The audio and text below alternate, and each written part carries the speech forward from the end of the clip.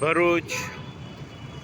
શહેર પાંચબત્તી વિસ્તાર, પાંચબત્તી સર્કલ જે જૂનું હતું એ તોડીને નવું બનાવીને કમ્પ્લીટ કરી દીધું છે અને સર્કલની ચારો તરફ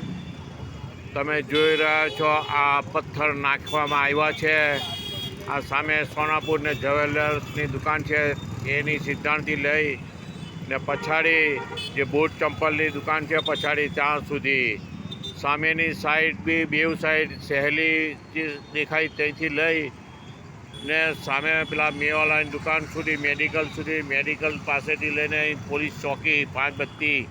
ત્યાંથી લઈને આ તમે જોઈ રહ્યા છો આ બોક્સ કાં સુધી દેખાઈ રહ્યા છે.